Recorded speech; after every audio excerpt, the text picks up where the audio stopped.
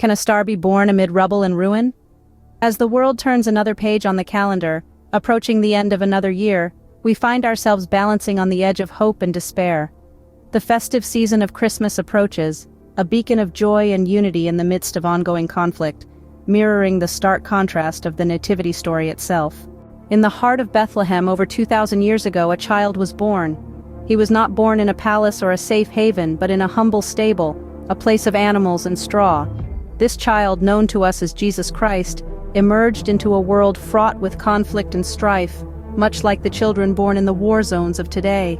Just as Christ was an innocent born into a world of chaos, so too are the countless children born into the ongoing war. Like the infant Christ, they are born into a world that is not of their choosing, a world of danger and uncertainty. They are innocent victims, their lives shaped by forces beyond their control. Yet within them lies the potential for hope and change, much like the promise that Christ brought to the world. In the midst of war, it is easy to lose sight of the humanity that binds us all. The images of devastation may overshadow the stories of resilience and hope. But just as the Star of Bethlehem shone brightly amidst the darkness, guiding wise men to the birthplace of Christ, so too does the spirit of these innocent victims shine in the face of adversity. But just as the inn had no room for Mary and Joseph on that fateful night, have we made room for these innocent victims in our hearts? Have we opened our hearts to their pain, their struggle, and their hope? Or have we turned them away, just as the innkeeper did over 2,000 years ago? As the Christmas bells chime, ringing in the season of peace and goodwill, remember the child born in a manger, the child who brought hope to a world in turmoil.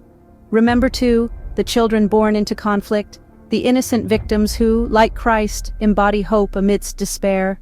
In this season of giving, let us not forget to give the most precious gifts of all: compassion, understanding, and love. Let us open our hearts to the innocent victims of war, just as we would open our hearts to Christ. For in doing so, we truly embody the spirit of Christmas. As the year draws to a close, make a place in your hearts for peace and love. Remember the innocent victims of war, and let their stories inspire you to strive for a world where every child is born into safety and love, not conflict and fear. For in the end, isn't that the true meaning of Christmas? To welcome the stranger, to love our neighbor, and to strive for peace on earth? So as you gather around the Christmas tree, as you sing carols and exchange gifts, remember the innocent victims of war. Make room for them in your hearts, just as you would for Christ. And in doing so, may you truly celebrate the spirit of Christmas.